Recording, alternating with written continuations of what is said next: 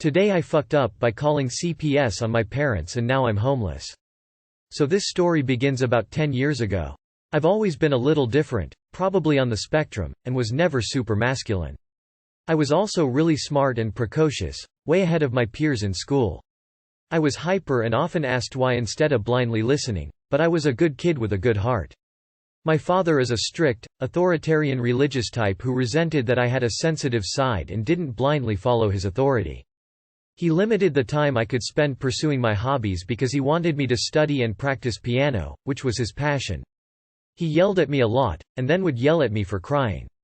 At age of 13, I still had a 9 p.m. bedtime, and had to ask to take a shower or get a snack. My dad would get mad when I stood to pee, because it was dirty, and often tried to catch me playing with myself so he could tell me it was sinful. He once caught me looking at sexy pics at 13 and yelled at me, then forced me to go to confession. After that I was banned indefinitely from the internet. My door was removed. My room was regularly searched.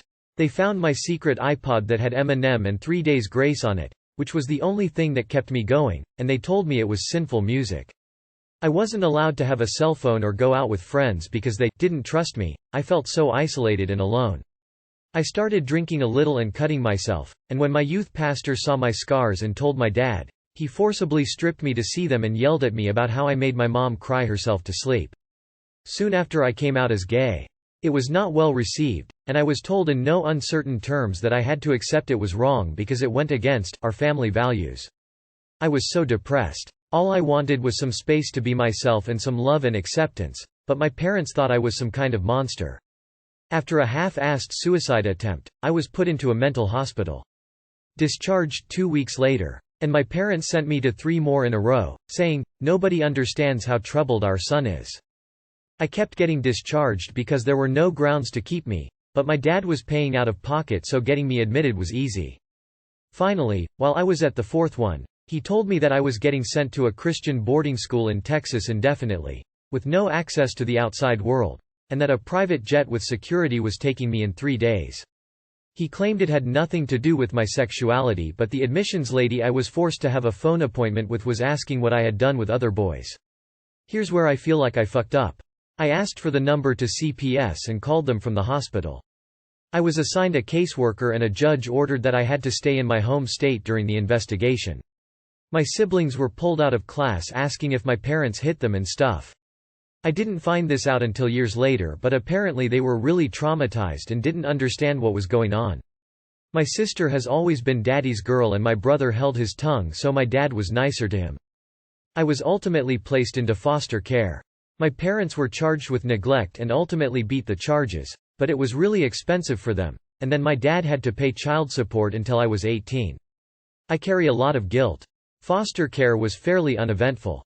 I aged out at 21. I'm 27 now, and made it work for a few years, but financial difficulties along with chronic illness have forced me to live out of a vehicle for the last 2 years.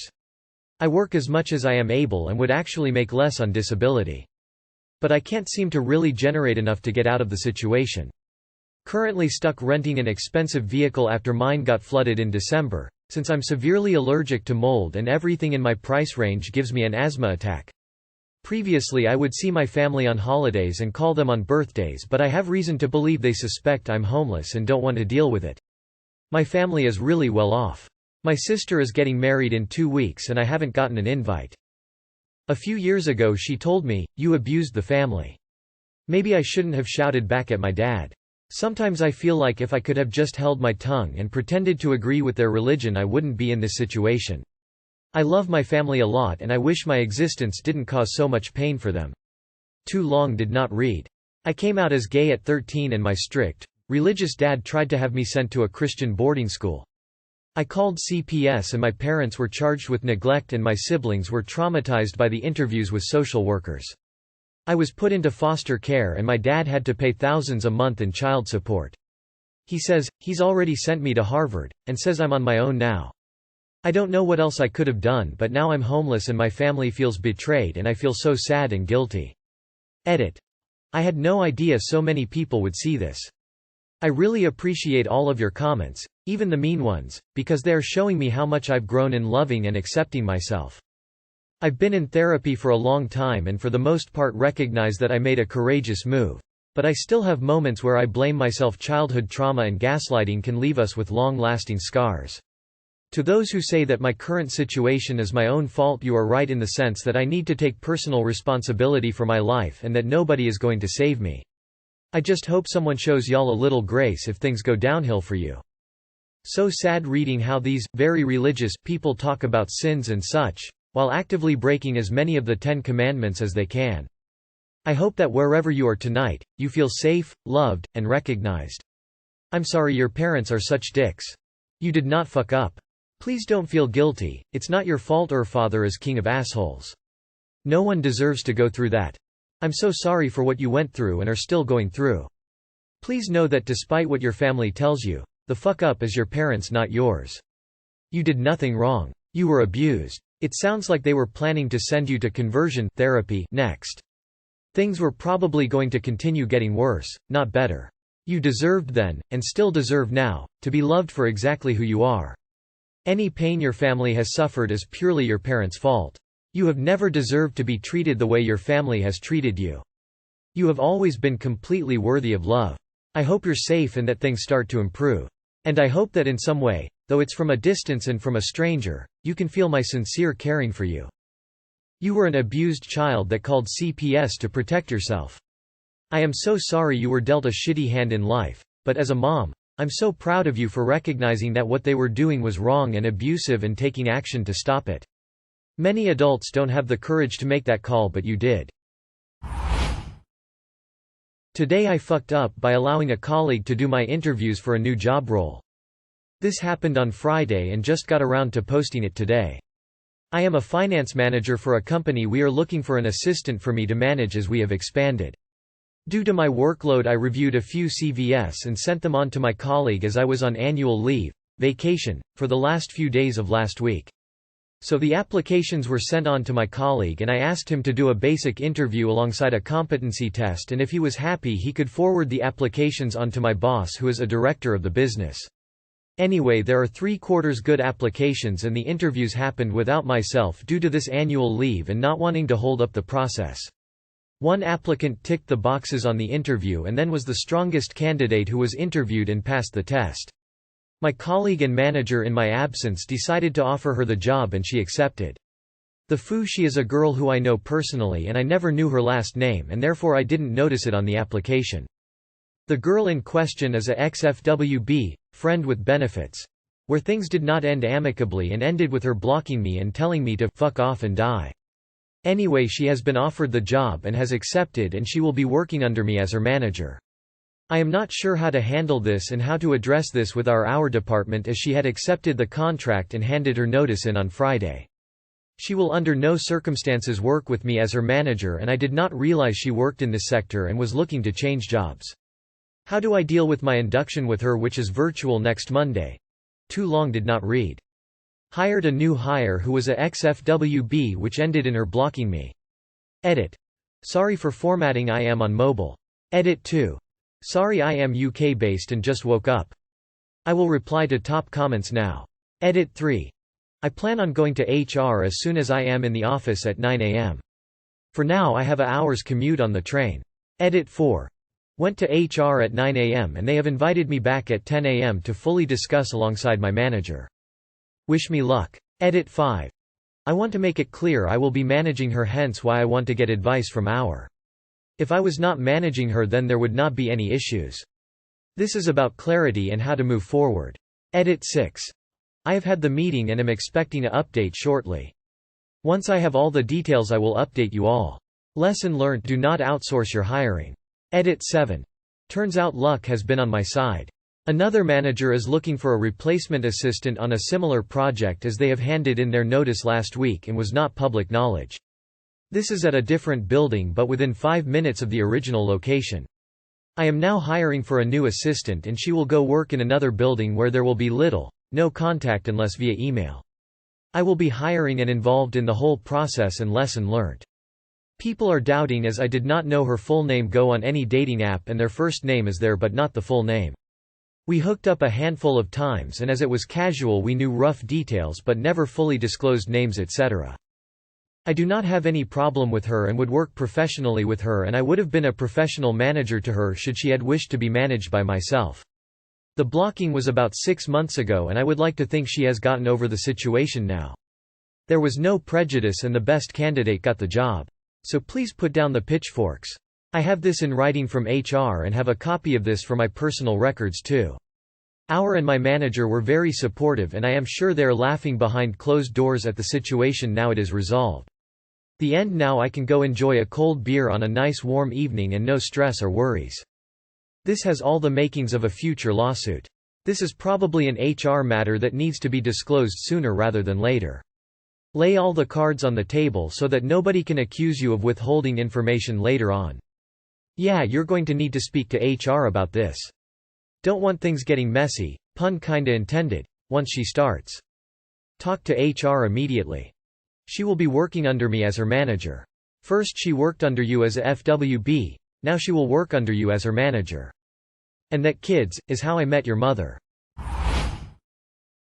Today I fucked up by destroying my relationship because a friend. I, 22F, had been going out with my ex-boyfriend, 31M, for about 9 months. About 6 months ago I started my job, which was my first job since graduating college. I worked at this job during a summer internship and they hired me back after graduating. Since I started the job, I made friends with the same people I was friends with during the internship, including a girl who I will refer to as Friend 1, 26F. My ex was convinced that Friend 1 had a crush on me even though she didn't. She shaved her head and has a different sense of style, but she isn't gay, bi. Her and I went to the same gym and we would often go together with 2 other coworkers. She has helped me when I was in a very bad place mentally because she has been through similar experiences. About 3 months into the relationship, he had to leave for a month for work. Because I had recently graduated college, I didn't have a lot of friends because they were either still at college or they lived far away. Friend 1 and some other coworkers were my only friends during that time. I really got to know all of them and I enjoyed hanging out with them all. My ex didn't like that, especially since we were long distance. After 3 more months, I cancelled my gym membership and stopped hanging out with my coworkers as much, and that included Friend 1. She would still text me occasionally, especially if she was having a bad day. I told my ex that I wasn't hanging out with her outside of work and that I would avoid her more at work. I stopped going to team-sponsored events outside of work to avoid her because he didn't like her. This past Thursday she was having a really bad day and said some things to make me worry for her mental health and safety. I offered to go on a walk with her for a bit to help her calm down.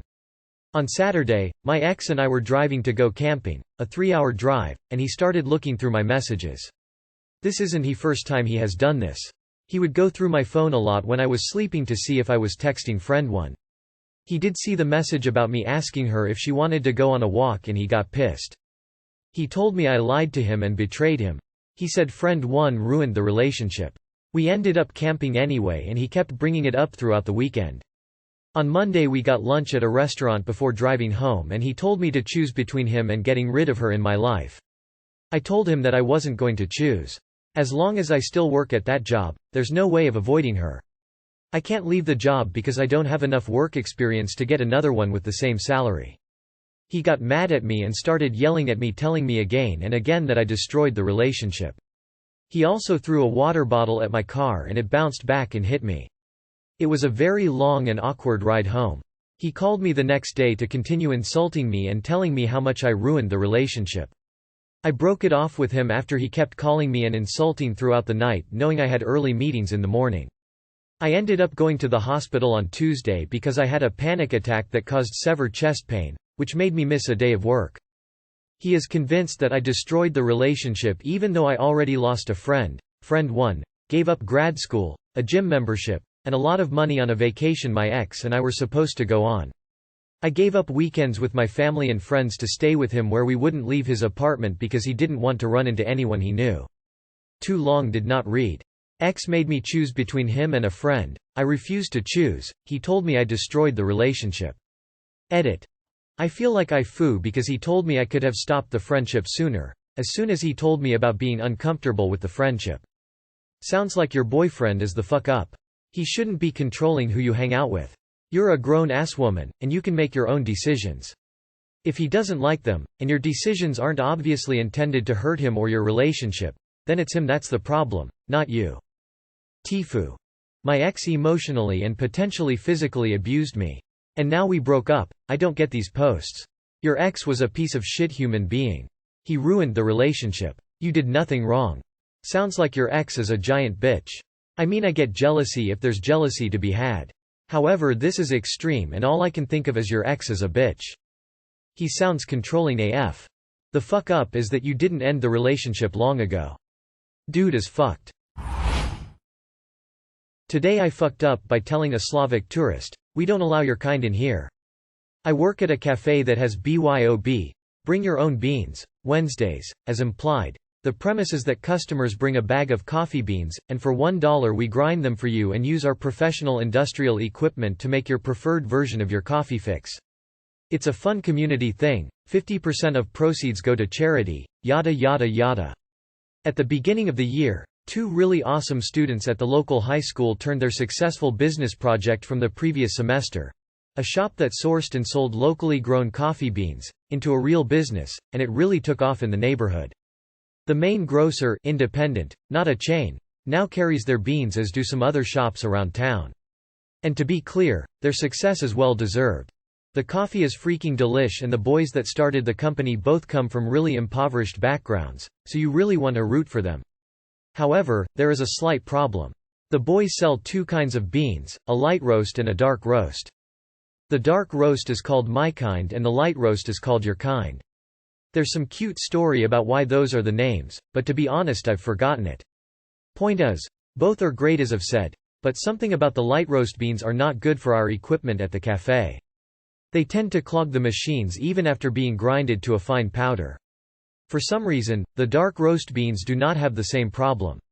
So about 2 months ago we had to ban Your Kind beans on BYOB Wednesdays. While it sucks because we're all for further supporting the local community, there was no other option. Plus, we communicated the policy change to the students and they fully understood. Now we get to the fuck up. The bag for Your Kind coffee has a very distinctive design. A striped tricolor pattern of red, blue, and white.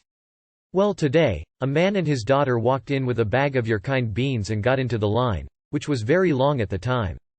Since he was carrying banned beans, I thought I'd save the man some time, and as soon as he got in line I said, "Sir, just so you know, we don't allow Your Kind in here."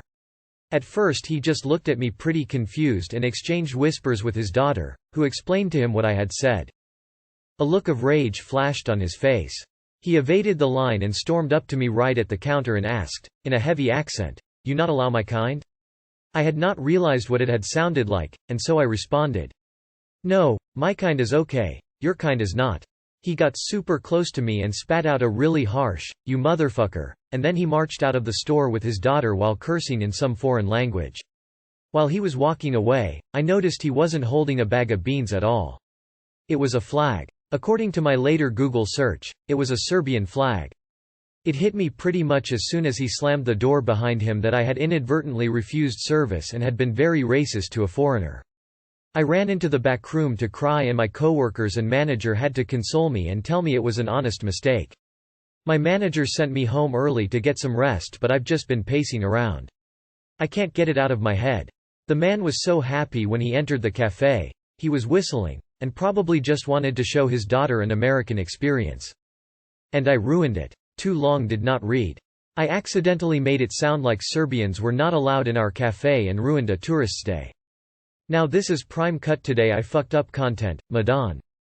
This is the kind of stuff you'd remember every night for the next 30 years.